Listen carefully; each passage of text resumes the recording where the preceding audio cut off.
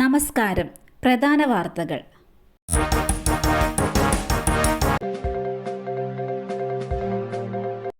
പതാക ഉയർത്തിയ ഇരുമ്പ് കൊടിമരം മാറ്റുന്നതിനിടെ വൈദ്യുതി ലൈനിൽ തട്ടി ഷോക്കേറ്റ് യുവ വൈദികന് ദാരുണാന്ത്യം.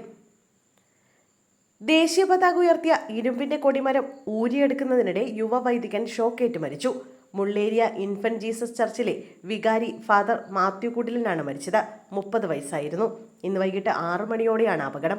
സ്വാതന്ത്ര്യദിനാഘോഷത്തിന്റെ ഭാഗമായി ഉയർത്തിയ പതാക അഴിച്ചുമാറ്റുന്നതിനിടയിലാണ് അപകടം സംഭവിച്ചത്. ദേശീയ പതാക കൊടിമരത്തിൽ കുരുങ്ങിയതിനെ തുടർന്നാണ് കൊടിമരം ഊരിയെടുക്കാൻ ശ്രമിച്ചത്. കൊടിമരത്തിന്റെ ഇരുമ്പ് ദണ്ട് ഊരിയെടുക്കുന്നതിനിടെ മുകളിലൂടെ പോകുന്ന വൈദ്യുതി ലൈനിൽ തട്ടുകയായിരുന്നു. കൂടെയുണ്ടായിരുന്ന അസിസ്റ്റന്റ് വികാരി സെബിൻ ജോസഫ് ദൂരേക്ക് തെറിച്ചു വീണു. ഫാദർ മാത്യു കുടലിനെ മുള്ളേരിയിലെ സഹകരണ ആശുപത്രിയിൽ എത്തിച്ചപ്പോഴേക്കും മരിച്ചിരുന്നു. അമിത വേഗതയിലെത്തിയ കാർ ബൈക്കിനെ ഇടിച്ചു തെറിപ്പിച്ചു. പോത്തൻകോട് യുവാവിന് ദാരുണാന്ത്യം. തിരുവനന്തപുരം പോത്തൻകോട് നന്നാട്ടുകാവിൽ കാറും ബൈക്കും കൂട്ടിയിടിച്ച് യുവാവ് മരിച്ചു. ബൈക്ക് യാത്രികനായിരുന്ന ആയൂരപ്പാറ സ്വദേശി ദീപുവാണ് മരിച്ചത്. അമിത വേഗത്തിലെത്തിയ കാർ ബൈക്കിനെ ഇടിച്ചു തെറിപ്പിക്കുകയായിരുന്നു. വെമ്പായം ഭാഗത്തേക്ക് പോയ ബൈക്കും പോത്തൻകോട് ഭാഗത്തേക്ക് വന്ന കാറും തമ്മിലാണ് കൂട്ടിയിടിച്ചത്. അപകടത്തിൽ ബൈക്ക് പൂർണ്ണമായും തകർന്നു. കാർവാറിൽ പുഴയിൽ വീണ ലോറി പുറത്തെടുത്തു. ദൗത്യത്തിന് ചുക്കാൻ പിടിച്ചത് ഈശ്വർ മൽപേ. കാർവാറിൽ പാലം തകർന്ന് പുഴയിൽ വീണ ലോറി പുറത്തെടുത്തു. മുങ്ങൽ വിദഗ്ധർ ഈശ്വർ മൽപയുടെ നേതൃത്വത്തിലാണ് ലോറി കരയ്ക്കെത്തിച്ചത്.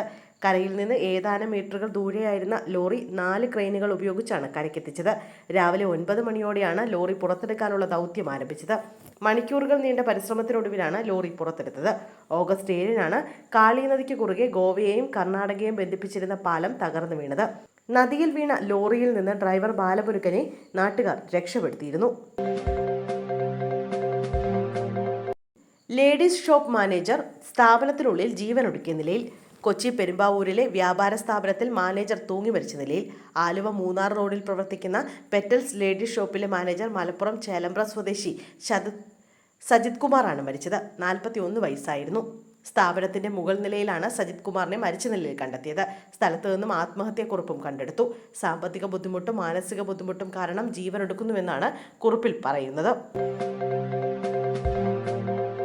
സുപ്രീം കോടതി ചീഫ് ജസ്റ്റിസ് നാളെ കൊച്ചിയിൽ. പ്രതിഷേധത്തിനൊരുങ്ങി അഭിഭാഷകരുടെ സംഘടന.